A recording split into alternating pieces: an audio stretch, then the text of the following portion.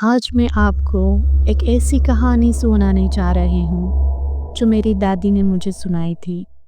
एक ऐसी कहानी जो बरसों से उनके दिल में एक डर बनकर बसी हुई थी। ये कहानी है एक खामोश चीख की। एक ऐसी चीख जो आज भी उस पुरानी हवेली के दीवारों में गूंजती है। बहुत समय पहले एक गांव में एक बड़ी सी हवेली थी। हवेली के मालिक ठाकुर रणवीर सिंह एक क्रूर और निर्दयी आदमी थे। गांव वाले उससे डरते थे, पर उनकी दौलत और ताकत के आगे सब चुप रहते थे। ठाकुर की एक जवान बेटी थी, राधिका। राधिका बेहद खूबसूरत और सुशील थी, लेकिन उसकी आंखों में एक अजीब सी उदासी थी। कहा जाता था कि राधिका को बचपन से एक अजीब बीमारी थी। वो अक्सर रात में नींद में चीखती थी, पर सुबह उठने पर उसे कुछ याद नहीं रहता था।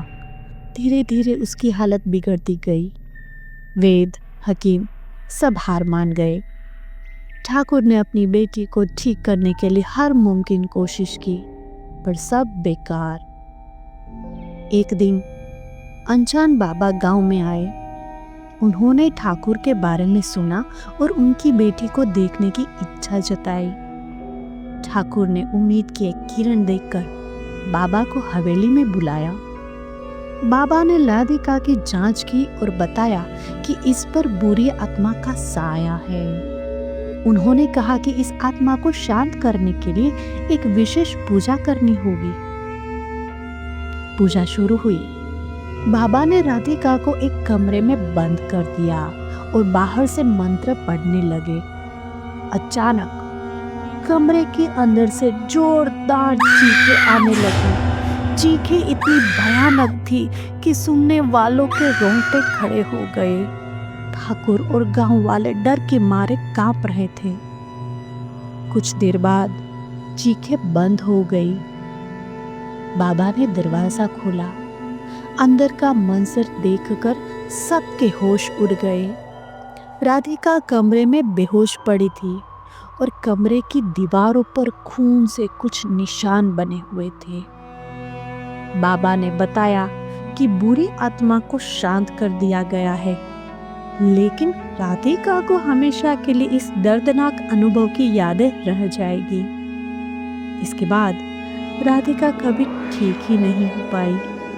वो हमेशा गुमसुम रहती थी, जैसे किसी खामोश चीख से डरी हुई हो। हवेली में भी अजीब गरीब सी आवाजें आने लगी। लोग कहते थे कि राधिका की चीखें आज भी हवेली के दीवारों में गूंजती है। ठाकुर रणधीर सिंह को अपनी करनी का फल मिल गया था। उनकी दौलत और ताकत किसी काम नहीं आई और राधिका वो एक खामोश चीख बनकर रह गई।